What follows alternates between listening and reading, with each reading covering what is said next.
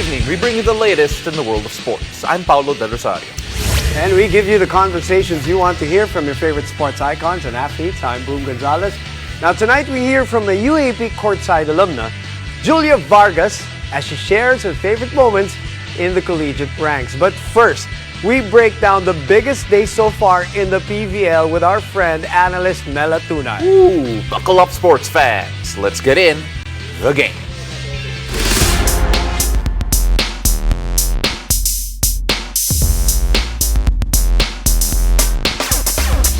Well, there's not one, but two do-or-die situations happening tomorrow in the final eliminations day of the PVL Invitational Conference. Now, joining us to break down what should be heart stoppers in the heart volleyball is PVL analyst Mela Tunay. Mela! Hi guys, I'm back! Araw-araw na lang, heart stopper. Nakaka-regular dito. Okay, oo. But now, like, every game day, Pao. There's just so much drama, Yes. so much happening. Mela, going into the final day, just how high are the stakes? Well, sabi nga natin bukas, no, puro do or die matches. Kasi yung mga mananalo bukas, it can dictate if they will go to the semis or not. So, I'm sure hindi lang to yung mga technicals, hindi maganda yung laro last game or what. There are also a lot of intangibles that will play a factor. Yung fatigue, yung momentum, Heat. lahat. Wala ako dyan, guys. Pero heat, intensity ng game, sige, go. At sana hindi maging factor yung Yeah. iba kasi you want the players and the coaches To to win the win games. the games. And all right, let's begin with F2. That a lot of people who just won their match the last time out, so they're in good spirits too. What can you tell us about the stakes for that match? Well, actually, yun nga, no, akala nung iba safe na yung F2, but they still have one match to play tomorrow. And actually, sila yung may pinakamalaking pwedeng mangyari na twist if magkaroon man ng upset dito. Kasi if they lose tomorrow in 3 to 4 sets, out na sila. Out na sila sa semis race. And, you know, Photon having that momentum dahil may mga games sila na maganda yung pinakita nila. Of course, Shaya also leading the charge for the Photon Tornadoes. 5 sets yon. And syempre for a young team, you'd take all the learnings from that 5-setter. And yun nga, going up against a top-tier team like F2, sila feeling ko less pressure sila to play. They just want to go there, play their best. And sometimes, kapag kayong mga teams na gano'n, nakakapuwing din ang mga bigger teams. Come from behind pa yung panalo Yeah. nila True. against Farm Fresh. So, maganda yung feeling nila. You're right. Delikado pa ang F2 dito. Ito, yung virtual knockout though is going to be Signal versus Choco Mucho. It's basically the winner advances. You take a look at yung kampanya ng itong dalawa, what do you make of it going into this clutch matchup? Well, I think comparing the journey of the two, mas grabe yung pinagdaanan ng Choco Mucho talaga. I mean, puro 5-setters and, you know, talagang yung season nila ngayon is talagang years in the making, di ba? Yeah.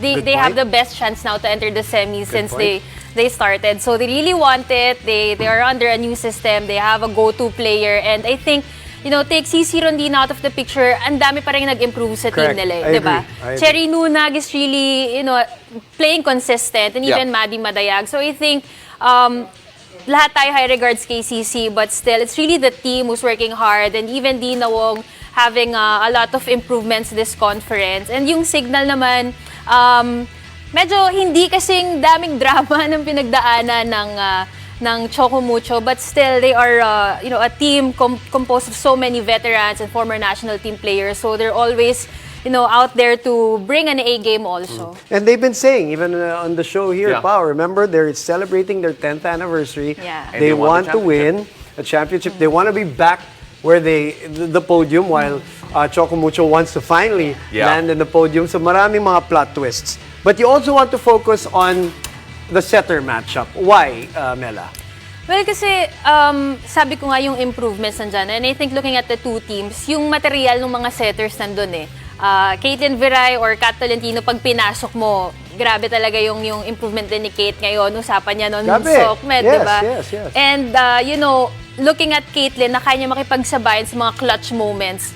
Parang meron ka na ding Jov Gonzaga na katapat doon sa kabila, di ba? So yung maturity nandun, kaya mong itapat doon sa mga composed and veteran players ng Signal. And I think the wingers and the middles, especially itong si Madayag and si Nunag, super active. And when we look at Signal, we can't take our eyes off their middles kasi mga multi-titled, best middle blockers, talking about Doria and Meneses. So I think super equal nung match. And I would say, yung Signal, before, sila yung may upper hand in terms of blocking. But this conference, yung blocking ng Chocomucho is just on another level.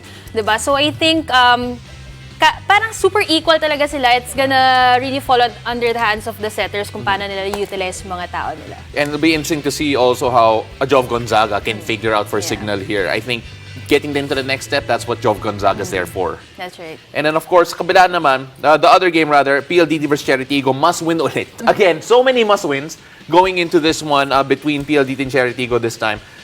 Just what are the factors we need to look at here, Mela? Well, ako, pag titignan ko yung matchup ng Cheritigo at PLDT, feeling ko yung strength ng isa, yun yung weakness ng isa. I mean, when you look at PLDT, ang strength talaga nila yung medals nila, di ba? I remember it was last Invitational Conference nung talagang nag-flourish yung laro ni Palomata and ni Mika Reyes. And for a time, sila talaga yung laging best scorer, top 2 scorers sa team. Pero eventually nag-transition sila hanggang sa nakita natin the emergence of Mean Mendres. Pero when you look at Cheritigo naman, grabe rin yung wingers, di ba? And medyo doon naman sila sa gitna nag-transition. Of course, si Ponggay is playing her old position pero kakabalik niya lang doon ulit. Yes. Right. So may mga ganong factors sa kanila tinitignan, and I think if they put their attention doon sa kanilang area for improvements, kung sino man yung mas bigay ng attention and improvement on their room for improvement will get an advantage tomorrow. Basically, Cheritigo crossover, so like a new team. Yep. Who are now in the thick of the fight because of also individually they're so good. Obviously, it's about them coming together, and maybe this is the right time for them to come together, as a new team. I did the game yesterday, PLDT. Obviously, the concern is Jovi. Yes. It looks like she's game to game. They're not really saying how bad the injury was. But let's say, worst case scenario, Mela, if Jovi won't be around, who will PLDT have to look to match the AS and EJs of the other side, the wing spikers of the other side? Well, kahapon yung ginamit nila against Jerflor was Fiola Ceballos, Right. diba? And actually, before naging starter si Jovi, it was really Fiola na full Correct. minutes, and Tama. then she got injured, diba? Tama. So, at least in terms of experience, hindi naman siya bago sa full minutes. So, andyan na yung pagka-veterano ni Fiola, and an all-around player also. But if I were to look at an X factor tomorrow, it would be Royce Tubino. Yeah. Kasi, syempre, pag-usapang wingers, Cheritigo, grabe talaga. The trio of the Laure sisters and Maylene Paat. And the game against Akari na nag-5 sets, kaya naging maganda yung resulta sa side ng Akari. It's because na-overpower nila, na-outscore nila yung mga wingers ng kabila. So I think itong PLDT, they have to replicate that. Kailangan mag-double down sila on their wingers and the outputs of their wingers tomorrow. Again, do or die matchups tomorrow. Again, if Signal versus Chocomucho, PLDT versus Cheritigo, of course, F2 needs to get the win, and hopefully convincingly to make it through. Mela, you take a look at all those matchups. If you're going to tell our fans right now, like, to watch one thing in particular between these three, what would that be? You should watch fan stream, guys. Kasi, grabe talaga ang mga kwentuhan dyan. Mas intense. I mean, intense na yung game, alam na natin yan. Pero mas intense yung mga side stories. So, watch fan stream. Kala ko sabihin mo, if you were to give us a prediction. I think it'll be too difficult rin. Hindi yan sasagot. Pero iba For pa my rin own benefit, Oh. guys. Saan nila mapapanood ng fan stream? Siyempre sa Pilipinas Live. Kumpletuhin 99 na pesos natin. lang, guys. Baka naman. Kumpletuhin na natin. And of course, you can download the Pilipinas Live app on the Apple Store and Google Play and subscribe for only 99 pesos per month. O, kompleto na talaga. It's all about choices. And Pilipinas Live gives you all the choices of what to watch and how to watch. Absolutely. Mela, thank you. We'll see you Thank you, tomorrow, and guys. good luck sa ating lahat. Yes, thank tomorrow. you. In the meantime, after the break, we'll go courtside as we relive the best moments of the Blue and White in the UAP. Stay tuned. You're watching The Game.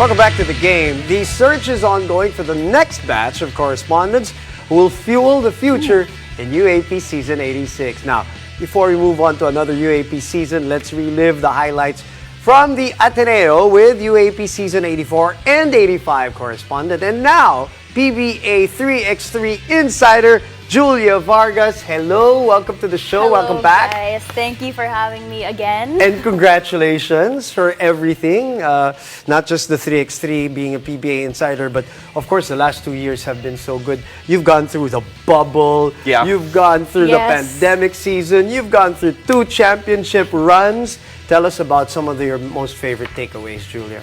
Well, my most favorite takeaways has to be how season 84 and season 85 was so different for Yeah, the team, true. as Yep. you guys know. But I think that season 84 loss made the championship in 85 much more sweeter for the team and the whole Ateneo community. And I think I would just want to live that that moment all over again. The win. The yes, win. yes. You don't want to relive the loss? Okay, all right. But between that, it must have been an incredible journey in terms of Ateneo transforming themselves again to become champions. What stood out to you the most in that journey? Was it a person? Was it a moment that really made a difference in your mind to this team to make them champions? I think for me, it's that realization that success is never guaranteed. But it doesn't mean that it should stop you from reaching your ultimate goal, which was the championship for the boys.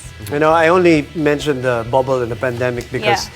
you know, you, the team, whoever, everybody got better because of the Yeah. challenges of the pandemic, whether it's from a basketball standpoint, volleyball standpoint, or broadcast standpoint. It was just a memorable It was a time. different challenge. Which hopefully It won't was. happen again, of course. Talk about particular athletes that made a mark on you, or at least you remember from your stint, Julia. Well, I was talking to the student managers and they told me that I really have to talk about Gio-Chu. And I agreed with them because now as one of the kuyas, one of the leaders of Talaga, D-Bob, ngayon kuya na siya? I know, exactly. He tells me that, you know, it's fun, but it's also a challenge because he has to help a lot of the new players who are fairly new, you know, adjust to their environment, to the way they play. And it's funny because back when he was a rookie, I believe, it was Mike and Matt Nieto that was guiding him throughout the process. And now he's doing the same for their younger brother, LeBron. Define guiding, by the way. Oh. Local lang. But you know, you have a guy like Gio-Chu. If you talk to him, or at least my first impression of him, he's a bit soft-spoken Yes. for a almost 7-footer, if not a 7-footer guy. How has that changed in terms of him becoming a leader? His being soft-spoken, has that evolved in any way? Yeah, I think because he has to take on a much more bigger role, he has to be more responsible for the players.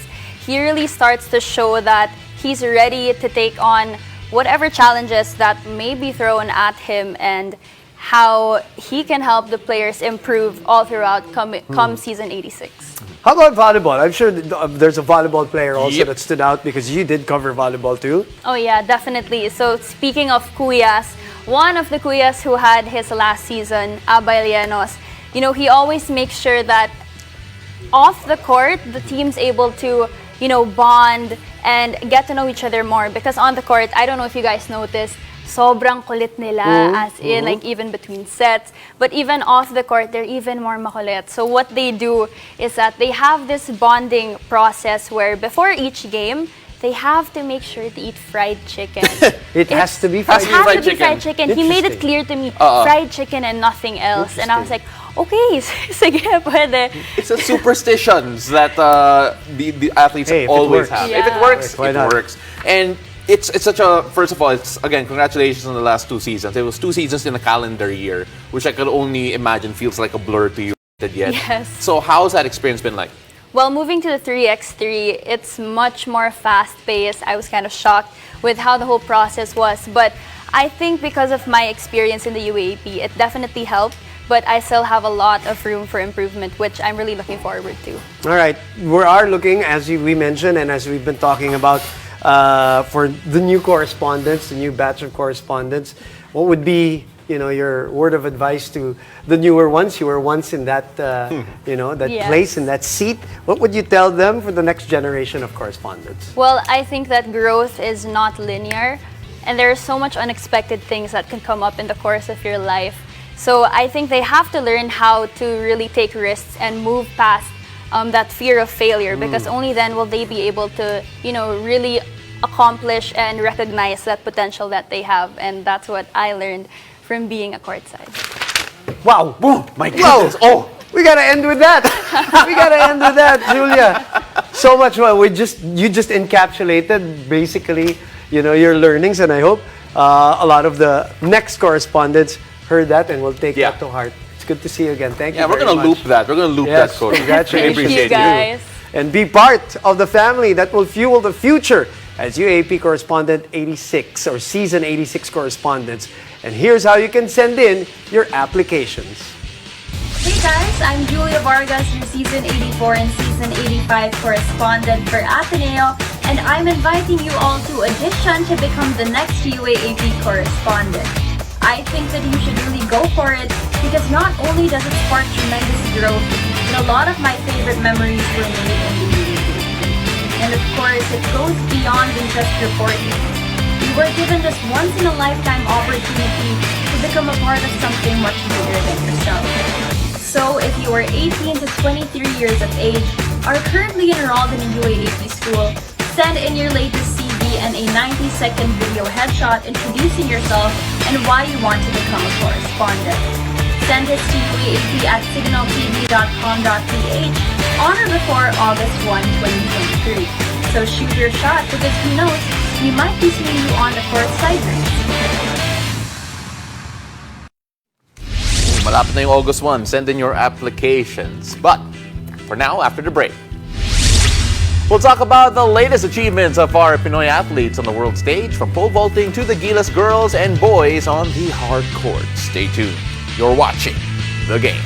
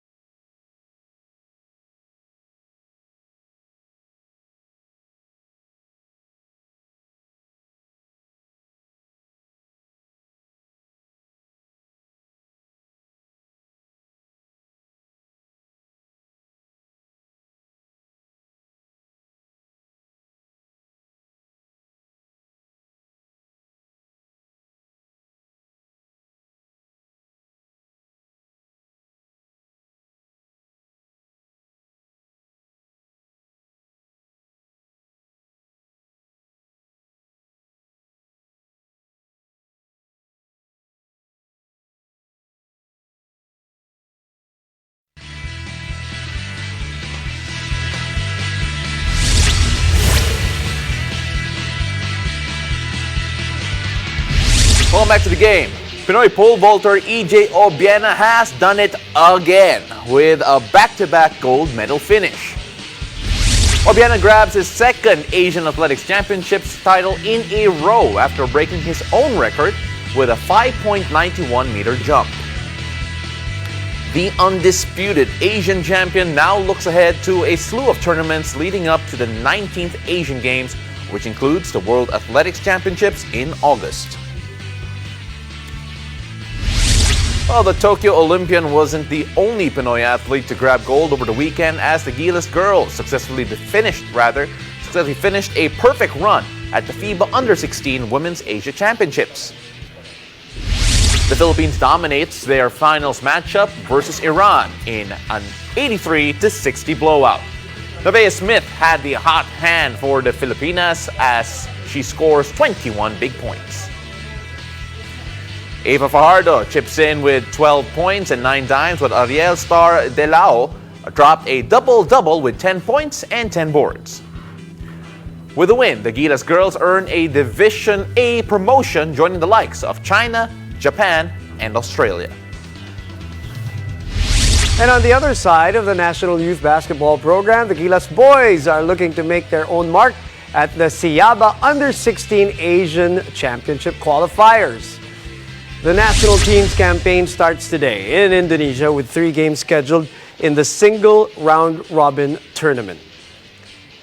The Gilas boys will kick off their run with a matchup against Malaysia tonight at 6 p.m., followed by showdowns with Thailand and host country Indonesia in the coming days. And on that note, don't forget to come and watch the best basketball players in the globe and cheer them on live inside the venues. The FIBA Basketball World Cup 2023 single game pass is now available for as low as 499 pesos. Get your tickets at SM Tickets, Ticketnet, or via philippines-ticketing.worldcup.basketball. Thank you for joining us. I'm Boom Gonzalez. Catch us weeknights here on One News, One Sports, and One Sports Plus. I'm Paulo Del Rosario, and this has been The Game.